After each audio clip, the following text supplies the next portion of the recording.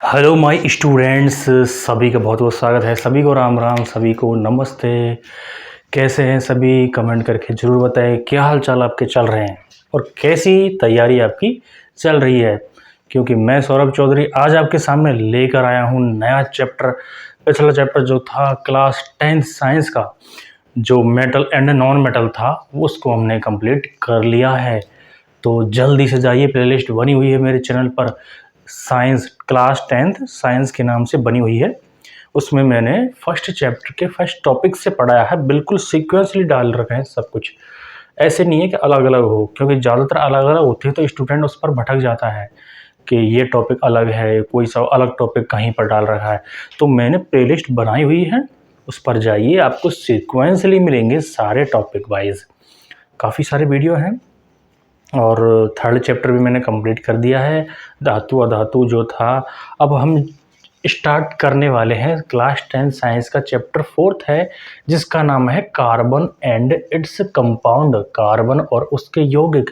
इस चैप्टर में बहुत ही इंटरेस्टिंग चैप्टर है, ये इतना अच्छा चैप्टर है। और ये चीज़ ध्यान में रखना कि जो स्टूडेंट्स इसको बोरिंग समझेंगे, स्टार्टिंग में अगर ध्यान नहीं देंगे, जो इसका बेसिक है, आज हम बेसिक इन्फॉर्मेशन वाली क्लास रखने वाले हैं। जो भी कार्बन के बारे में जानकारियां हैं सारी आज हम इस पर चर्चा करेंगे। और इसके बाद हम इसके कंपाउंड्स, इसके गुण, इसकी संरचना वगैरह सब कुछ देखने वाले हैं। इसके कौन कौन से कंपाउंड्स हैं और उन कंपाउंड्स के क्या क्या गुण हैं। आया समझ में? एक बात मैं आपको बता दूं, जो फर्स्ट चैप्टर में आपने पढ़ा था, मैंने बहुत अच्छे से पढ़ाया है। जिन्होंने नहीं देखा वो जाकर देखिए।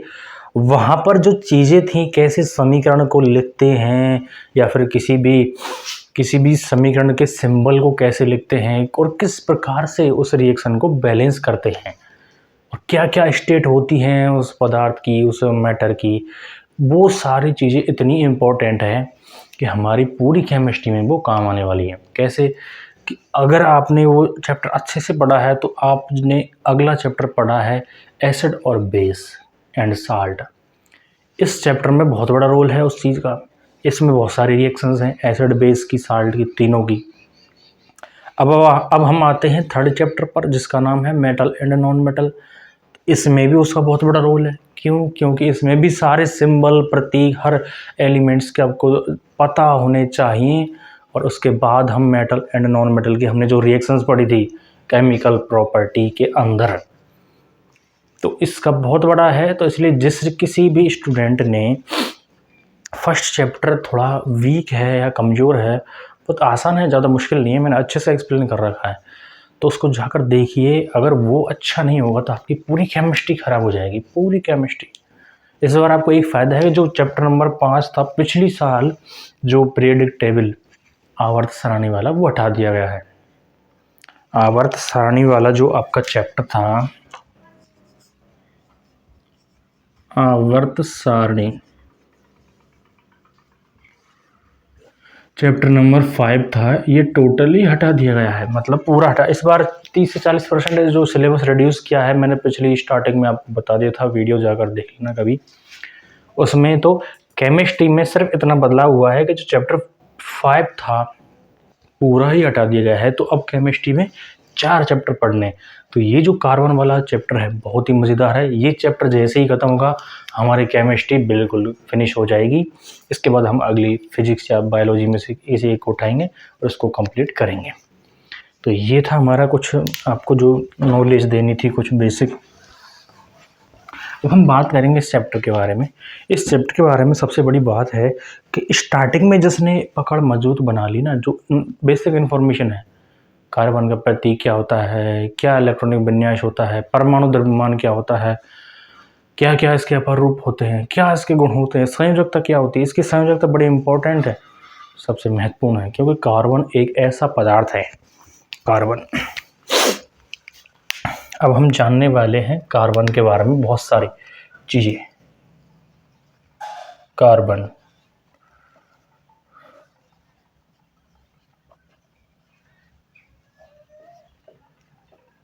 कार्बन के बारे में बहुत सारी चीज़ें हम जानेंगे। सबसे पहले चीज़ है कि ये जो बेसिक से बेसिक में, क्योंकि स्टूडेंट हर प्रकार के होते हैं, हमें बिल्कुल ज़ीरो से उठाना है, ज़ीरो से। अगर किसी ने पढ़ भी रखा है या फिर किसी को बेसिक नॉलेज है तो कृपया करके थोड़ा धैर्य रखें, पेशेंट रखें, क्योंकि स्टूडेंट्स हर तरीक़ा के होते हैं, तो हमें तो सबको साथ लेकर चलना होता है। ऐसे नहीं कि मैं डायरेक्ट यहाँ पर आपको कार्बन की वो स्ट्रक्चर वगैरह बना के बता दूंगा, CH4 C2H6 वगैरह बेंजीन की। तो हम बिल्कुल शुरू से चलते हैं। अब बेसिक से उठाएंगे, कार्बन होता क्या है, कहाँ पर पाया जाता है। तो कार्बन एक काले रंग का पदार्थ है, इतना सभी को पता होना चाहिए। कार्बन जो है काले रंग का पदार्थ है।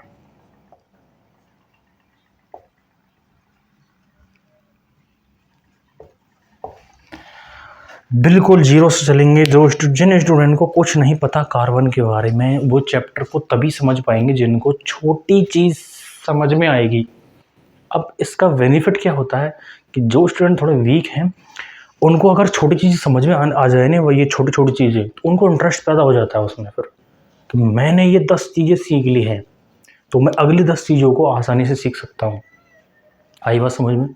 अब अगली 10 चीज़ें हार्ड आने वाली। ये चैप्टर कोई नॉर्मल चैप्टर नहीं है, थोड़ा डिफिकल्ट है। इसमें स्ट्रक्चर वगैरह बनाएंगे हम, किस प्रकार संरचना, किस प्रकार इलेक्ट्रॉनिक विन्यास, किस प्रकार संयोजकता साझा करते हैं, जिन्हें हम बोलते हैं सहसंयोजक बंध।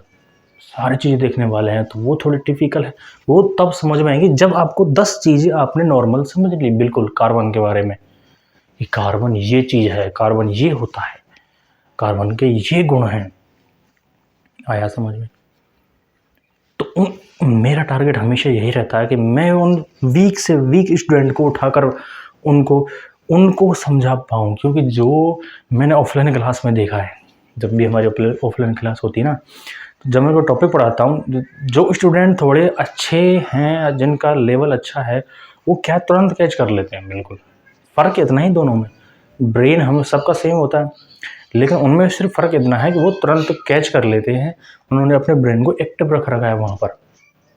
अब जो लोग ब्रेन को एक्टिव नहीं रखते अपने दिमाग को क्लास में, या फिर जो ऑनलाइन या ऑफलाइन जैसी भी क्लास हो, तो उनको क्या है, उनको चीज़ें समझ में नहीं आती। और एक बार जब चीज़ें समझ में नहीं आएगी, जैसे कि मैंने ये चैप्टर शुरू किया है, और शुरुआत में ही आप समझ में नहीं लाओगे, इग्नोर कर दोगे इन चीज़ों को, इसके बाद क्या हुआ, आने वाली चीज़ें आपको किसी प्रकार से समझ में नहीं आने वाली।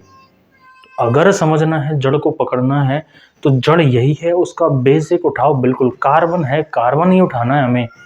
कार्बन होता क्या है, तो हम जो है आज बिल्कुल बेसिक से शुरू करेंगे। अब हमने देखा है कार्बन उठाया, तो सबसे छोटी चीज़ बिल्कुल ग्राउंड स्तर की, कि काले रंग का पदार्थ होता है कार्बन। इतना सबको समझ में आ गया। अब कार्बन कहाँ कहाँ पाया जाता है? यह हमारी संपूर्ण प्रकृति में,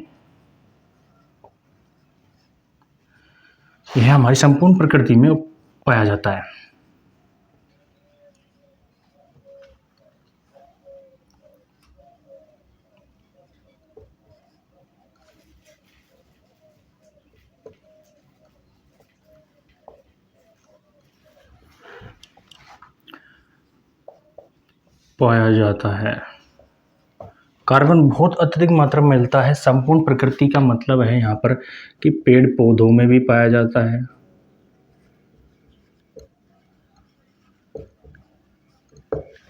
और जीव जंतुओं में भी पाया जाता है। हमारे अंदर भी कार्बन है, जानवरों, पक्षियों, सबके अंदर कार्बन है, सबके अंदर कार्बन मौजूद है, और वनस्पतियों में सबके अंदर कार्बन मौजूद है। हर चीज़ में कार्बन होता है। तो ये हमारी प्रकृति में बहुत ज़्यादा मात्रा में पाया जाता है। ऐसा नहीं है कि किसी और धातुओं की तरह कि वो सिर्फ पर्टिकुलर जगह पर पाई जाती हैं।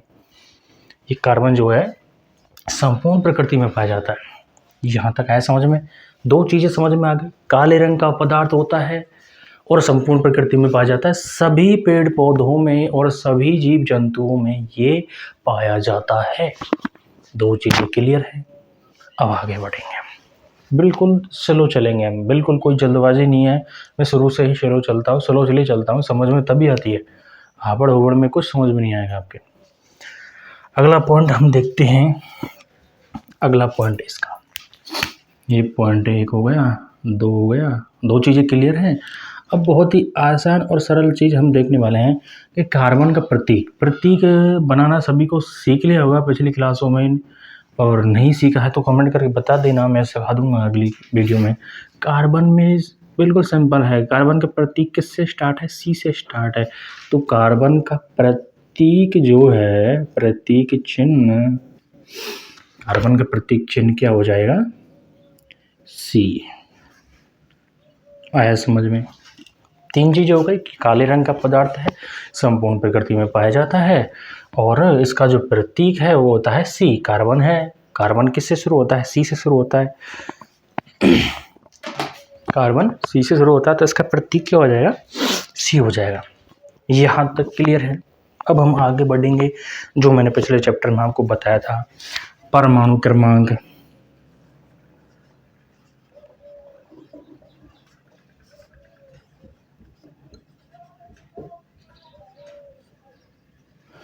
परमाणु क्रमांक कितना होता है कार्बन का? कार्बन का जो परमाणु क्रमांक होता है 6, मतलब छठे नंबर पर ये पाया जाता है। और परमाणु द्रव्यमान कार्बन का होता है 12। आया समझ में? बिल्कुल क्लियर है। क्या क्या सीखा? प्रतीक सी होता है कार्बन का, परमाणु क्रमांक होता है 6, परमाणु द्रव्यमान होता है 12। क्लियर है, आसान है, बिल्कुल मजा आ रहा है, इंटरेस्ट आ रहा है, इंटरेस्ट पैदा करो। परमाणु क्रमांक 6 है। अब जो स्टूडेंट थोड़े समझदार हैं, जिनको थोड़ी भी समझ है, अब इसका जो इलेक्ट्रॉनिक विन्यास आप आसानी से बना सकते हो। क्यों? क्योंकि इसका परमाणु क्रमांक 6 है। तो जो कक्षाओं में इसके जो इलेक्ट्रॉन होंगे, ये है कार्बन, ये इसका नाभिक है। तो ये पहली कक्षा, ये दूसरी कक्षा। पहली कक्षा मिनिमम कितने इलेक्ट्रॉन होते हैं? 2 इलेक्ट्रॉन होते हैं। तो एक इलेक्ट्रॉन यहाँ पर, एक इलेक्ट्रॉन यहाँ पर, 2। सॉरी, ये दूसरी है, ये पहली है, ये पहली कक्षा है, तो इसमें 2 इलेक्ट्रॉन होंगे। अब 6 में से 2 गए तो कितने बचेंगे? 4। तो बाहरी कक्षा में 4 इलेक्ट्रॉन ऐसे हो जाएंगे, 1 2 3 4। आया समझ में? तो इसका इलेक्ट्रॉनिक विन्यास हो जाएगा 2 4। इलेक्ट्रॉनिक कॉन्फ़िगरेशन, इलेक्ट्रॉनिक विन्यास इसका हो जाएगा 2 और 4। पहली कक्षा में 2 आते हैं, अब 6 है टोटल परमाणु क्रमांक 6, उसके अंदर इलेक्ट्रॉन है 2, यहाँ पर यूज हो गए, बचे कितने? 4। तो इसका परमाणु क्रमांक वो इलेक्ट्रॉनिक विन्यास हो जाएगा 2 और 4। ये सब आपने लिख लिया होगा, नहीं लिखा लिख लेना, टेलीग्राम पर मैं डाल दूंगा इसकी सारी चीज़ें। ये है इसकी बेसिक इन्फॉर्मेशन। आगे हम देखने वाले हैं कौन कौन सी इसकी और इन्फॉर्मेशन है, रिलेट करने वाले हम एक दूसरे चीज़ों को। चीज़ें रिलेट होती हैं, साइंस हो, अदर सब्जेक्ट हो, कोई सी सब्जेक्ट हो, चीज़ें हमेशा रिलेट होती हैं। स्टार्टिंग बेसिक से ही होती है, उसके बाद लेवल बढ़ता जाता है। अब हमने देख लिया इसका इलेक्ट्रॉनिक विन्यास हो गया हमारा 2 और 4। अब यहाँ से हमने एक चीज़ देखी, संयोजकता।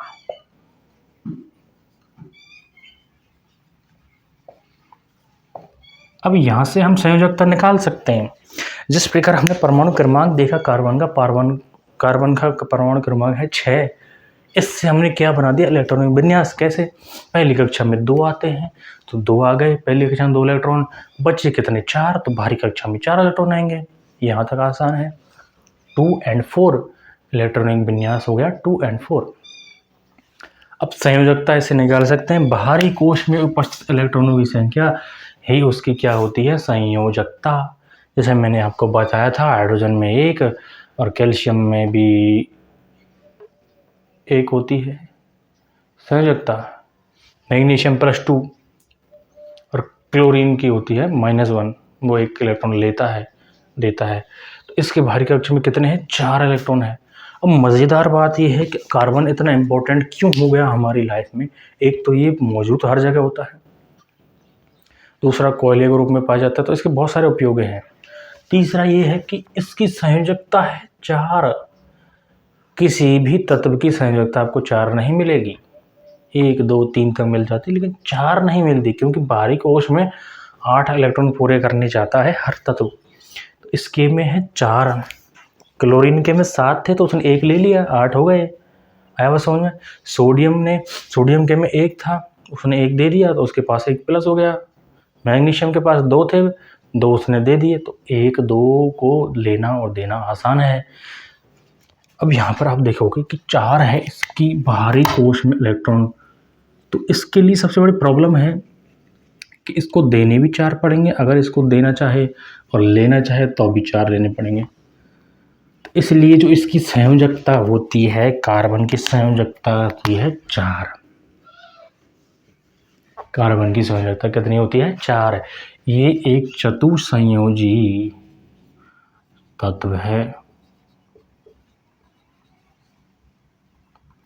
कैसा तत्व है? चतुसंयोजी। चतुसंयोजी मतलब 4 संयोजकता है इसकी। क्या है? संयोजकता कितनी है? 4। अब हम आगे देखते हैं, इसका इलेक्ट्रॉन विन्यास देख लिया। अब सभी के मन में एक सवाल आ रहा होगा कि कार्बन जो है धातु है या अधातु? तो बिल्कुल सिंपल है, कार्बन अधातु है। ना ही इसमें चमकता पाई जाती है, ना ही इसमें तन्यता पाई जाती है, ना ही इसमें अदागत वर्तनीयता पाई जाती है कि इसको पीट कर चादर में बदला जा सकता है, और ना ही ये विद्युत का शौचालय होता है। एक इसका अपर रूप है ग्रेफाइट, वो विद्युत का शौचालय होता है, हम पढ़ेंगे आगे। तो कार्बन एक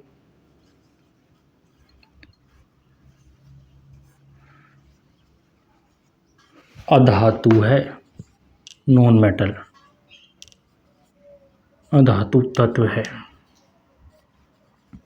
बिल्कुल बेसिक चल रहे हैं अपन, एक एक चीज को उठा रहे हैं बिल्कुल बेसिक से। अब हमने यहाँ तक देख लिया चतुसंयोजी तत्व है। अब अगला सवाल हमारे दिमाग में आया कि धातु या अधातु है? तो बेसिक अधातु है। कुछ गलत तो नहीं कह रहा हूँ मैं, बिल्कुल सही है, क्योंकि इसमें धातु वाले गुण नहीं पाए जाते। एक इसका अपवाद है, जो भी इसका इस खुद का नहीं है, वो अपर रूप होता है इसका। अपर रूप मतलब खुद जैसा रूप होता है, जिसके कुछ गुण समान होते हैं, कुछ गुण भिन्न होते हैं। तो आया समझ में, कार्बन एक कैसी है? कार्बन अधातु है। क्लियर है? यहां तक क्लियर है? यहां तक कोई प्रॉब्लम हो तो कोई बता सकता है। अगला पॉइंट जो मैंने अभी बोला, अपर रूप। अपर रूप, अपर रूप क्या होते हैं? रूप का मतलब रूप, रूप जानते हो? अपर मतलब खुद के जैसा, खुद के जैसा कोई रूप हो, मतलब टू कॉपी हो, या फिर कोई इसमें कुछ गुण भिन्न, मतलब कुछ गुण समान हो, कुछ गुण भिन्न हो, उन्हें हम बोलते हैं अपर रूप। तो कार्बन के बेसिकली 3 अपर रूप हैं। वैसे तो 4 हैं, 4 बता देता हूँ मैं आपको। आपको बुक्स में 3 मिल सकता है। एक होता है हीरा, हीरा सब जानते हैं, ग्रेफाइट, फुलेरिन। इसका ग्रेफिन और होता है चौथा प्ररूप, जो इसका जिक्र किताब में आपको शायद नहीं मिले। तो 3 या 4 मान लो, 3 मान लो इसको किताब के हिसाब से, और एग्जाम में लिखना 4 लग देना, वैसे अच्छी नॉलेज के लिए। हीरा सभी जानते हैं। अब जो ग्रेफाइट है, फुलेरिन, फुलेरिन की संरचना हीरे टाइप में ही होती है। ये अष्टफल की होता है, अष्टफल की संरचना होती है हीरे की, हम आगे पढ़ेंगे। ग्रेफाइट जो है ये इसका एक अपवाद रूप में क्या होता है? विद्युत का चालक करता है, विद्युत का चालन।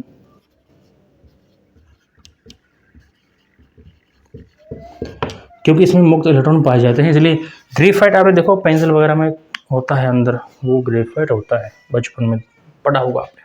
फुलेरिन, बकमिस्टर फुलेरिन नामक साइंटिस्ट था, उन्होंने इसकी खोज की थी, उनके नाम पर इसका नाम पड़ गया फुलेरिन। ग्रेफिन भी एक ऐसा ही इस कार्बन का अपर रूप होता है। तो ये अपर रूप वाली बात आई समझ में। अपर रूप कौन कौन से? हीरा, ग्रेफाइट, फुलेरिन और ग्रेफिन, 4 अपर रूप हैं। बुक में आपको 3 देखने को मिल सकते हैं, इसलिए लोड मत लेना, लोड लेना भी नहीं है किसी चीज़ का। तो ये थी हमारी कार्बन की बेसिक इन्फॉर्मेशन। एक चीज़ और अब आपको बता देता हूँ, इसको हटा दूँ, संरचना के बारे में। अब हम आगे बढ़ते जा रहे हैं बिल्कुल कार्बन की संरचना। कार्बन के परमाणुओं में श्रृंखला, 3 चीजें पाई जाती हैं, श्रृंखला,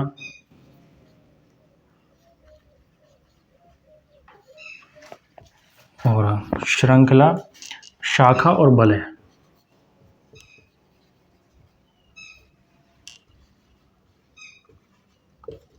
श्रृंखला, शाखा और बलय। अब कैसे होता है श्रृंखला? श्रृंखला होती है सीधी, जैसे कार्बन है सी सी सी सी, ऊपर ऊपर नीचे ये बॉन्ड होते हैं इसके। क्योंकि संयोजक तो 4 है तो 4 बॉन्ड बनेंगे, 1 2 3 4, 1 2 3 4, हर कार्बन के 4 बॉन्ड बन रहे हैं। ये होगी श्रृंखला। शाखा मतलब होती है जैसे कार्बन है, कार्बन से कार्बन, कार्बन से कार्बन, अब इससे अलग हाइड्रोजन जुड़ रहा है, यहाँ पर ऊपर हाइड्रोजन जोड़ दिया, यहाँ हाइड्रोजन जोड़ दिया, यहाँ हाइड्रोजन जोड़ दिया, यहाँ हाइड्रोजन, यहाँ हाइड्रोजन, यहाँ हाइड्रोजन, यहाँ पर हाइड्रोजन। ये होती शाखा, ये शाखाएं हैं इसकी, जबकि ये एक श्रृंखला में था सीधा, ये शाखाएं हो गई इसकी। आया बात समझ में? अब इसमें क्या है, अगर हम यहाँ पर हाइड्रोजन नहीं लगाएं, यहाँ पर भी कार्बन लगा दें, ये कार्बन लगा दिया तो यहाँ पर H लग जाएगा, यहाँ पर कार्बन लगा दिया तो यहाँ पर H लगाना पड़ेगा, इधर भी H लगाना पड़ेगा, इनमें बॉन्ड हो जाएगा, इनमें बॉन्ड हो जाएगा, ऐसे। ये होती है शाखा। अब बलय क्या होती है? कार्बन C, फिर यहाँ पर कार्बन, अब ये कार्बन इस कार्बन से जुड़ेगा ऐसे, ये इससे जुड़ेगा, ये इससे जुड़ेगा। अब बलय में एक बेंजीन बलय भी आती है, बहुत सारी बलय हैं जिसको इस प्रकार से स्ट्रक्चर आपका बनाया जाता है। 3 डबल बॉन्ड होते हैं इसमें बेंजीन में। तो ये होती है बलय संरचना कार्बन की। बहुत सारी संरचनाएं पढ़नी है हम आगे। तो ये है इसकी बलय संरचना, बलय टाइप में है। ये इसकी शाखा है, इसमें शाखाएं होती हैं। ये होती श्रृंखला। आया समझ में? इसको समझने के लिए बहुत सारे एग्जाम्पल है आगे जो हम भी देखेंगे अगली वीडियो में। ये सब थी बेसिक इन्फॉर्मेशन कार्बन के बारे में। अब बहुत मज़ा आने वाला है, जिसने ये अच्छे से पढ़ लिया आगे बहुत ही अच्छा इंटरेस्टिंग टॉपिक आने वाले हैं कार्बन के बारे में। अच्छी नॉलेज आपको मिलेगी और मैं आपको दूंगा गारंटी से बहुत ही बेहतरीन नॉलेज। तो बने रहिए मेरे चैनल के साथ, सब्सक्राइब कर दीजिए। बहुत बहुत धन्यवाद।